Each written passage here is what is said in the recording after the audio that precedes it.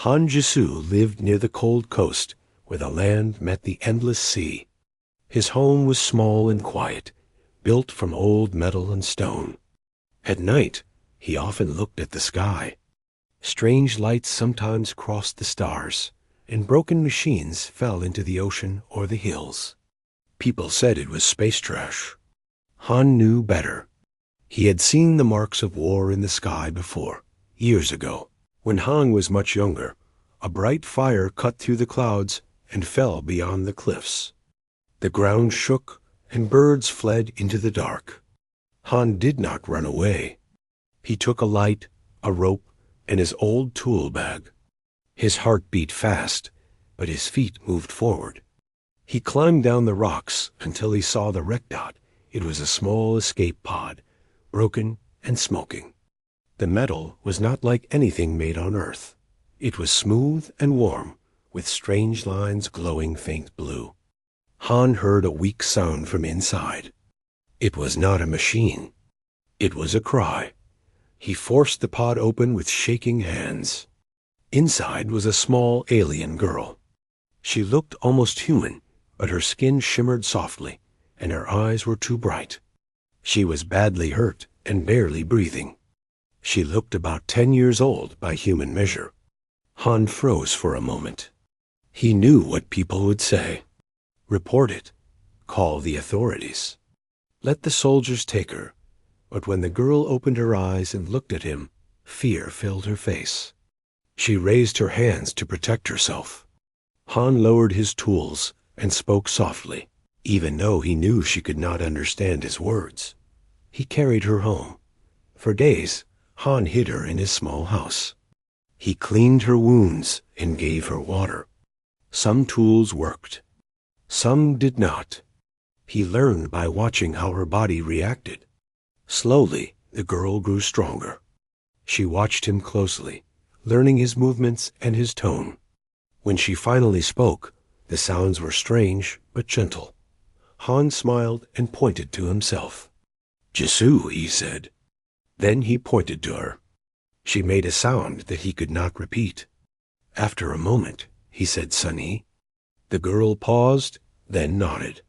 From that day, she was Sunny. Sunny learned fast. She copied words and actions. She helped clean and repair things. At night, she sat by the window and stared at the sky with a deep sadness. Han did not ask her about it. He did not need to. He knew she missed her people. Months passed. Han avoided towns and kept his distance from others. Supplies were harder to get, but he managed. Sun-Hee grew taller and stronger. She laughed sometimes, and those moments made Han forget the danger. One night, the air changed. Han felt it before he saw it. A low sound filled the sky, like distant thunder. Lights moved above the clouds. Sun-Hee froze. Fear returned to her eyes. She grabbed Han's arm and spoke fast in her own language. He did not understand the words, but he understood the meaning. They had found her. Small ships appeared over the sea and the cliffs. Searchlights cut through the dark. Han knew hiding was over. Sun-Hee looked at him and shook her head. She pointed to him, then to the sky, then made a sharp cutting motion. If they found him, he would die. Han wanted to refuse. He wanted to fight or hide her deeper. But Sun-Hee had already decided. She placed a small device in his hand. It was warm and smooth. "Remember me," her eyes said. She ran into the night toward the shore. A beam of light lifted her from the ground. Han watched as the ship rose and vanished into the stars. The sky grew silent again. The house felt empty after that. Too quiet. Han kept the device hidden and safe. Years passed. He grew older. He found work as a salvage engineer, pulling broken machines from the sea with his friend Park Do-yeon. Life moved forward, but the memory never faded. Sometimes Han stood by the window and looked at the stars, wondering if Sunny was alive. wondering if she remembered a human who once chose to help instead of fear. Far beyond Earth, among distant stars, Sun-Hee stood before her people. She was no longer a scared child. She was strong, sharp, and full of purpose. She remembered Earth. She remembered kindness. And she waited for the day she could return. Time changed Han Jisu, but it never erased the past. His hair showed lines of gray now, and his hands were rough from years of hard work. He lived the same quiet life near the coast, working long days and resting little. The sea gave him broken machines from space, and he gave them new use or sold the metal. Park Do-yeon worked beside him, loud and cheerful, always talking to fill the silence. On most days, Han felt calm. On some nights, memories returned without warning. He would wake and see a small figure sitting by the window in his mind. He would hear soft, strange sounds and remember bright eyes full of fear and trust. He never spoke of it. Not to Park Do-yeon, not to anyone. The device Sun-Hee gave him stayed hidden under the floor. Han checked it once every year. It still felt warm, like a living thing waiting. One evening, as the sun fell into the sea, the device began to glow. Han felt it before he saw it. A low hum spread through the house. The floor vibrated gently. He pulled the device free and stared at the soft blue light. His breath grew slow. His heart raced. Outside, the sky darkened too fast. Clouds twisted and parted. A shadow crossed the land, large enough to swallow the cliffs and the shore. Park Do-yeon ran toward the house, shouting, "Jisu, do you see this? This is not normal." Ear shook as a massive ship descended near the coast. It was smooth and bright, shaped like a falling star frozen in motion. Smaller ships followed, moving with perfect control. They did not fire weapons. They did not destroy. They waited. People fled from nearby towns. Sirens cried in the distance. Military signals filled the air. Han stood still, holding the glowing device. He felt no fear, only a deep pull, like a door opening. A path of light formed from the large ship to the ground. Figures appeared, tall and armored, their faces hidden. They moved in careful lines. Between them walked a woman. She looked human at first glance, tall and calm, with long dark hair tied back. Her eyes shone with the same bright light Han remembered. She wore simple royal clothing, marked with symbols of command. The ground seemed to respect her steps. She stopped before Han. For a long moment, neither spoke. Then she smiled, small and warm, like a memory returning to life. "Jisu," she said softly. The sound of his name broke something inside him. He breathed out slowly. "Son, he." She bowed her head slightly, not as a child, but as a ruler choosing respect. Around them, soldiers waited without moving. "I kept my promise," she said. "I did not forget." Park Do-yeon stared in shock. Han placed a hand out, steadying himself. Years collapsed into a single moment. He saw the frightened child and the strong woman as one. Sun-Hee explained calmly. After she returned to her people, her world had been in chaos. War had taken many lives. Her family ruled, but enemies surrounded them. When she grew older, she trained not only in strength, but in thought. She remembered Earth. She remembered kindness. When she became queen, she changed how her people acted.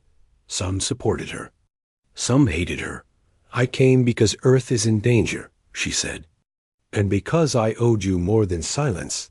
Han invited her inside. The house felt too small, but Sun-Hee did not care. She looked at every wall and corner with quiet emotion. "This place shaped my life," she said. "More than any throne." News spread fast.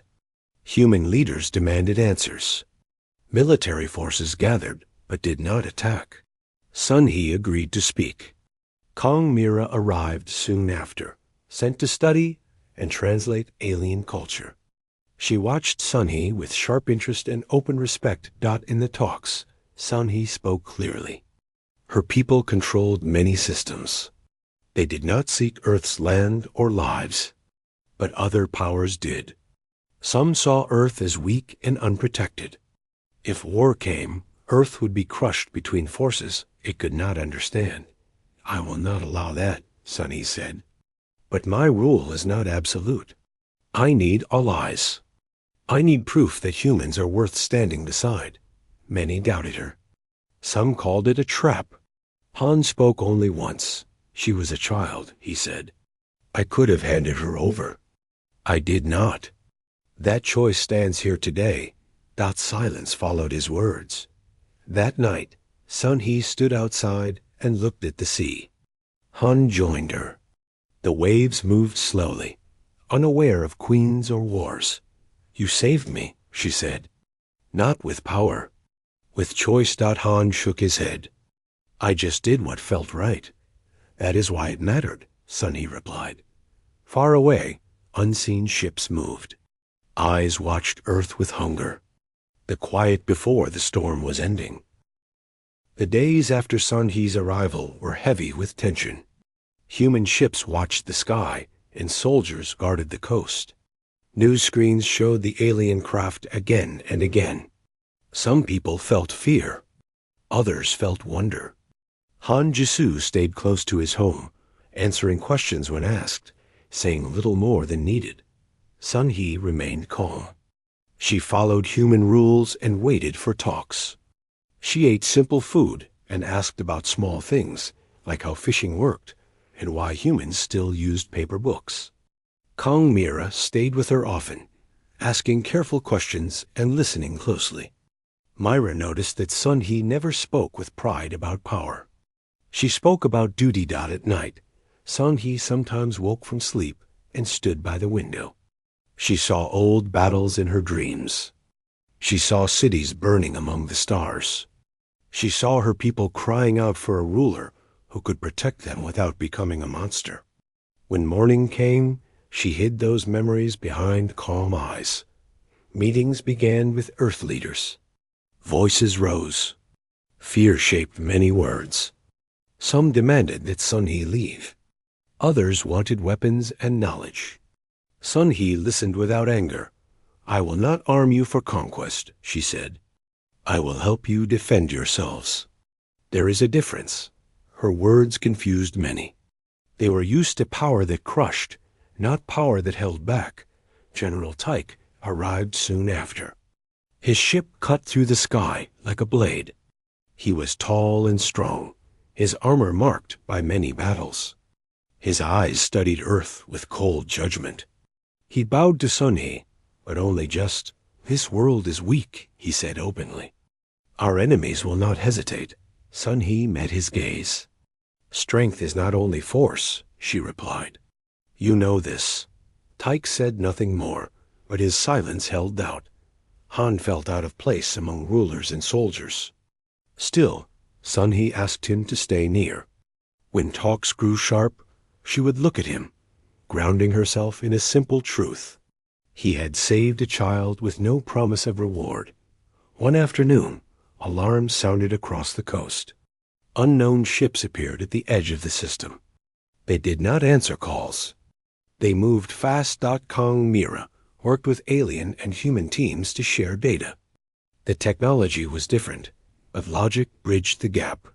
Park Doyon flew support craft, moving supplies and people with calm skill. He joked less now, but his focus never failed.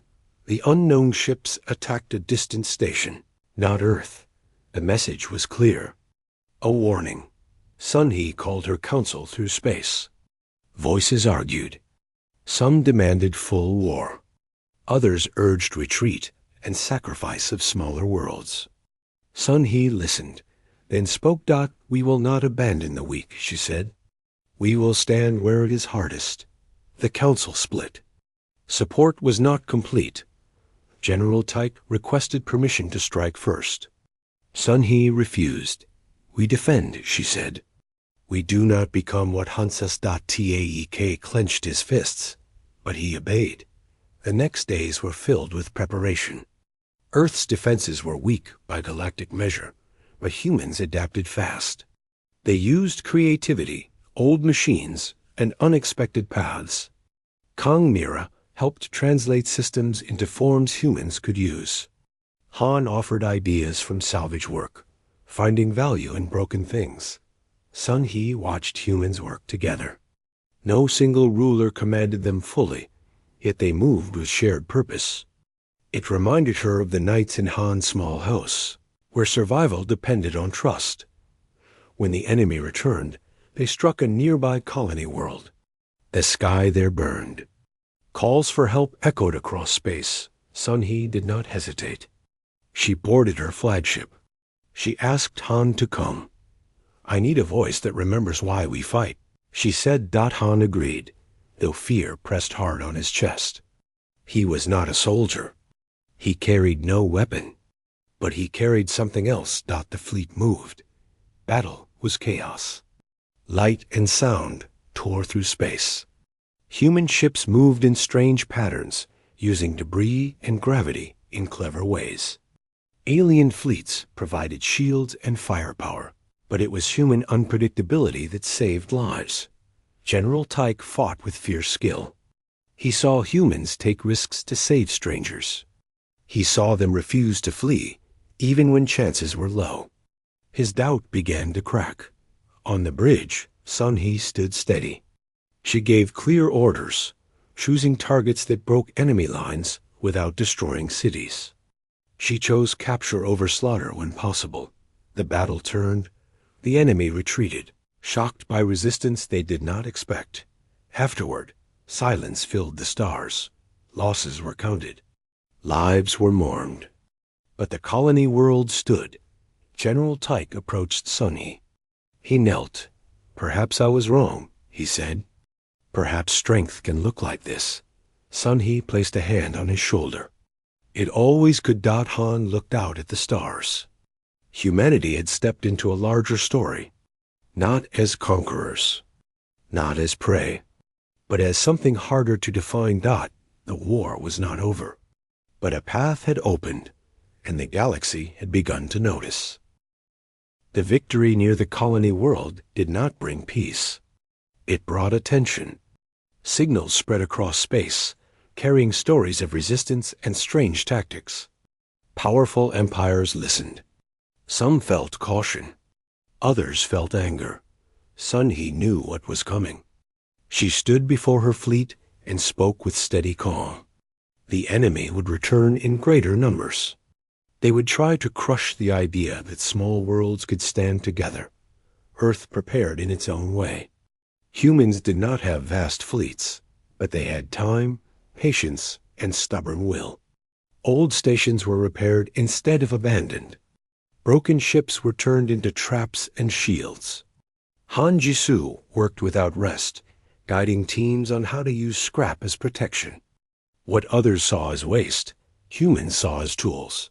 Kang Mira helped link human systems with alien defenses. She simplified complex controls so human crews could react faster. She taught aliens how humans thought, not in straight lines, but in sudden turns. Park Do-yeon flew again and again, moving people and supplies through dangerous zones. His jokes returned, quiet and short, meant to ease fear. When asked why he kept flying, he answered simply, "Someone has to." General Tyke trained human pilots himself. He shouted orders and demanded discipline, but slowly he learned to allow freedom. Humans did not fight like his people. They adapted in the moment. Once, when a human ship disobeyed a direct order to retreat and instead drew enemy fire away from civilians, Tyke said nothing. He only watched. The enemy fleet arrived in force. Space darkened with ships. Their weapons burned bright and sharp. They aimed not only at fleets, but at worlds. Sun He took command. Her voice carried across channels, clear and calm. She placed human ships where they would suffer least and matter most. She used alien strength to block heavy fire and human speed to strike weak points. The battle stretched long. Losses came. Ships fell silent. Names were recorded, but the line held. On Earth, people watched the sky. They saw distant light and felt the weight of being seen by the universe. Some prayed, some worked, some simply waited. The enemy tried to break morale. They sent messages promising mercy if Earth surrendered.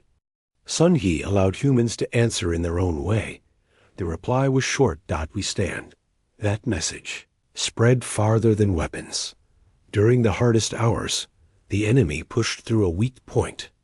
A strike force aimed for Earth orbit. Panic rose. Human defenses were thin. Han stood beside Sunny on the bridge. He felt fear, sharp and cold.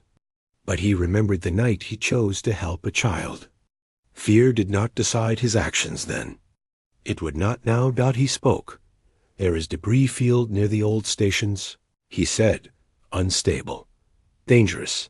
Sun He understood at once. She nodded. Human ships moved first. They flew into chaos, guiding the enemy force toward broken metal and hidden mines made from old engines. The field came alive with explosions and confusion. Alien shields followed, closing paths of escape.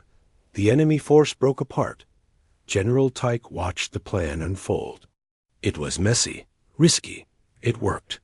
Perhaps chaos is also a weapon, he said quietly. The main enemy fleet began to withdraw. Their losses were greater than expected. Resistance had cost them more than they planned. The battle ended not with triumph, but with exhaustion. Sun He ordered pursuit stopped. Enough blood had been shed. Afterward, silence returned to space. Ships drifted. Crews rested. Medics worked without pause.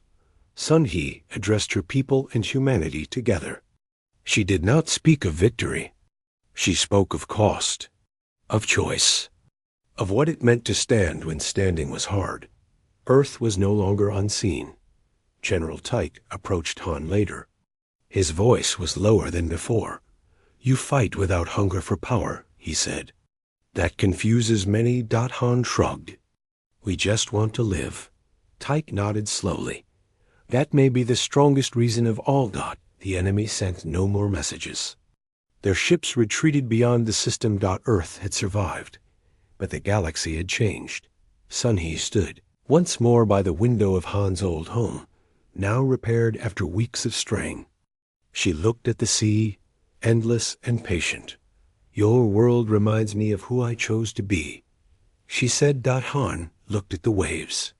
We are still learning. So am I, Sun He replied. Above them, the stars burned on. The final test still waited ahead. The war did not end with a final strike.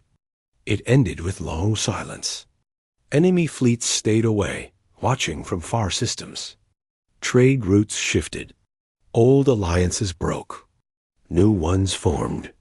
The galaxy adjusted to the idea that Earth would not fall easily. Sun He remained near Earth longer than many expected. Some of her council urged her to return and secure her throne. Others warned that her presence near humans weakened her image. She listened, then chose her own path. She traveled between worlds, speaking to leaders and commanders. She spoke of humans without praise or shame. She spoke of choice, of restraint, of the danger of seeing kindness as weakness. General Tyke became her voice among the warriors. He told stories of human ships that turned broken metal into shields, of pilots who stayed behind to protect strangers. His words carried weight. He had earned it through battle. On Earth, life slowly returned to its quiet rhythm. Repairs continued. New defenses rose, built with care instead of fear. Kong Mira led joint teams, creating systems that humans could maintain on their own. Knowledge was shared, not handed down like a gift that could be taken away. Park Doyon returned to the sea and sky. He laughed again, louder this time.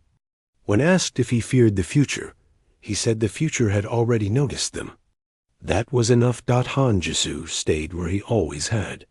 His home near the coast became a place of meetings and memories. Leaders visited, then left. Soldiers came, then moved on. Han listened more than he spoke. One evening, Sun He arrived without escort. She wore no crown, only simple clothing. She walked along the shore with Han as waves touched their feet. "The council accepts peace," she said. "Not because they are kind. Because they are tired." Han nodded. "Sometimes that is how peace starts." She looked at him. "You changed the course of many lives. Do you regret it?" Han thought of the frightened child in the pod, of the fear, of the choice. "No," he said. "Not once." Sun He smiled. "Then I ruled as I should." She told him she would soon return to her people for good. Her presence was needed among the stars. But Earth would not be alone. Treaties were forming. Watch stations would be shared. Earth would have a voice, not loud, but heard. When the day came, a great ship lifted from the coast once more. This time, people watched without fear. Children waved. Adults stood tall. Sun He addressed Earth one last time before leaving. Her message was simple. You were seen. You chose who you would be. Remember that. The ship rose and vanished into light. Years passed. Earth changed slowly. Humans reached farther, careful and curious. They were no longer hidden, but they did not rush to dominate. They repaired. They explored. They defended. Stories spread through the galaxy. Of a small world that refused to bow. Of a species that fought hard, but stopped short of cruelty. Some mocked these stories. Others listened. In distant halls, young leaders spoke of Earth with respect. Not because it was powerful, but because it was steady. Sun He ruled wisely. Her people prospered. Conflicts still came, but fewer turned to slaughter. When asked why she trusted humans, she told a simple story of a man who opened an escape pod instead of a prison door. General Tyke grew old in service. Before his final rest, he requested one thing: to see Earth again. He stood by the sea and watched the waves. He said nothing for a long time. "This world is dangerous," he said at last. Han smiled. "Yes, and gentle." Tyke added, "Also, yes." When Tyke left, Han returned to his quiet life. He fixed machines. He watched the sky. Sometimes he received messages from far stars. Short ones, simple ones. Sun He never forgot.